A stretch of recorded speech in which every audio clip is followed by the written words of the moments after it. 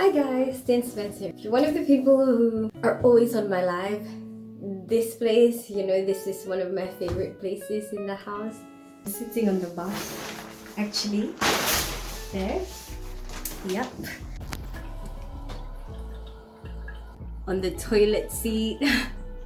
And there's my favorite heating rack for my towel.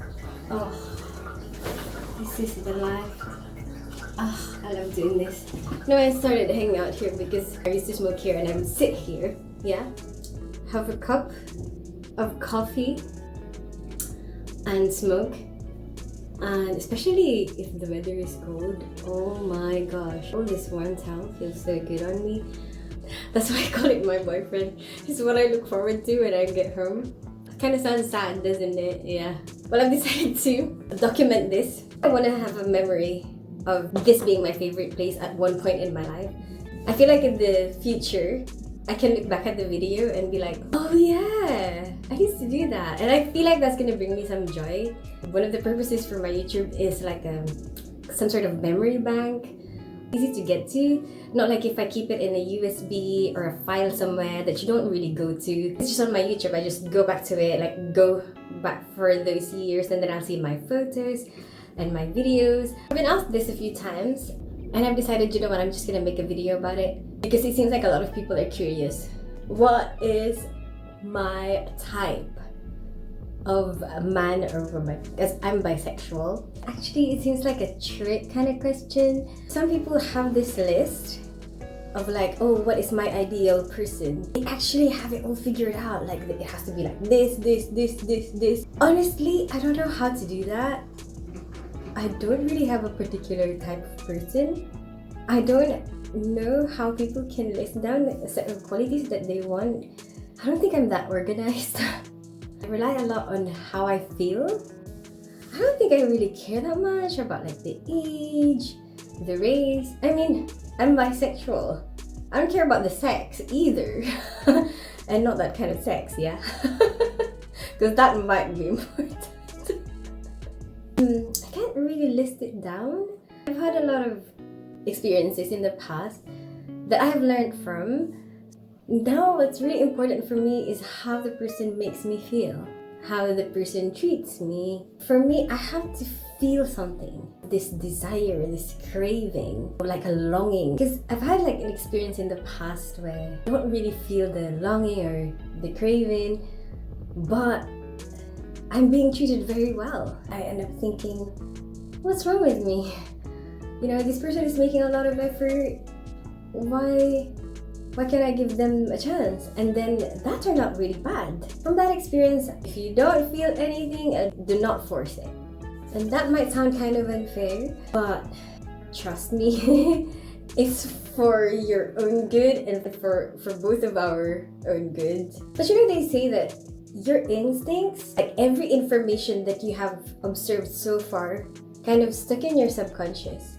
And then you might not be consciously aware of it, but there's a reason behind why you're feeling the way you're feeling. There might be a bunch of reasons why you feel attracted to this particular person.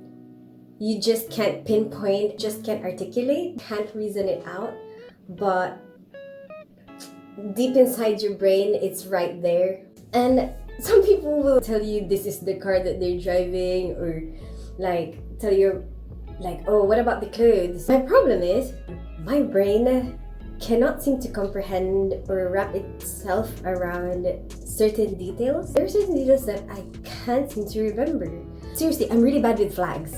Like if you show me flags, I will forget it in an instant, like which country that flag is from.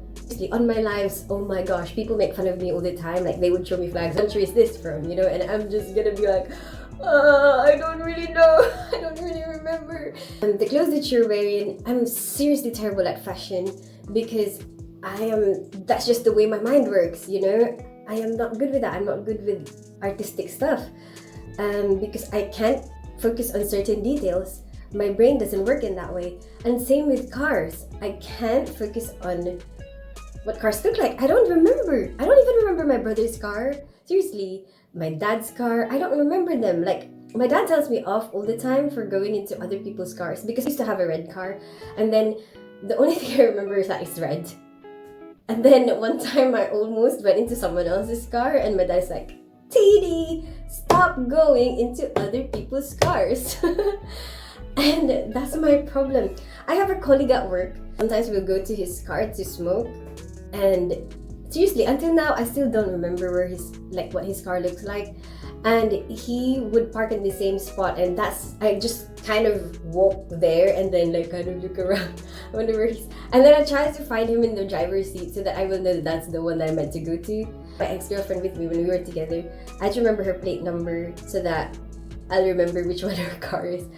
Maybe because I don't drive, maybe I'll be better if I drive, and then maybe I'll have more interest in cars and then start remembering. How will that matter? You know, the clothes that you wear and the car you're driving, if I can't even remember it. What really matters is the kind of person that you are, because everything else can change. Everything else is so fickle.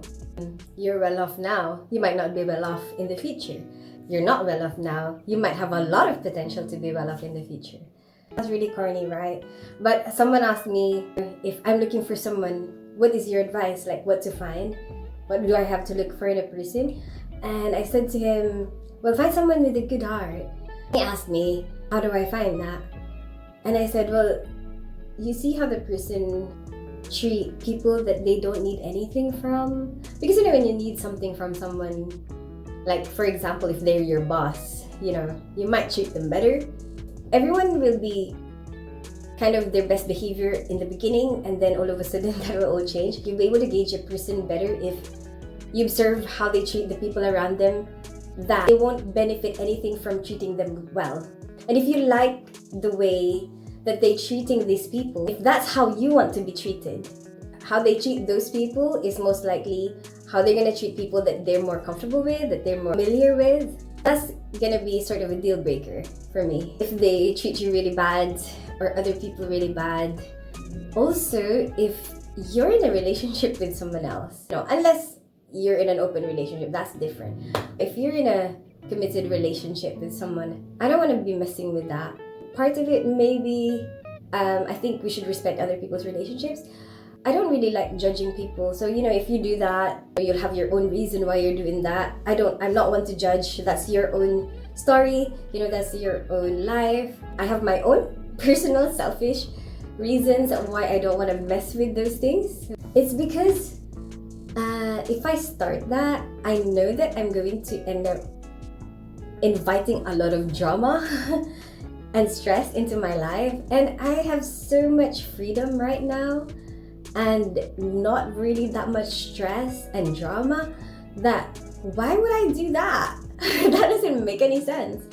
I wouldn't even let myself get close to that kind of situation. Stay away from that type of business because that is not something that I want to get involved in. I like being honest, open and honest, and I hate lying. I still lie. It's a lie to say that I don't lie, but I seriously hate it when I have to, and I could lie really well. I don't like it.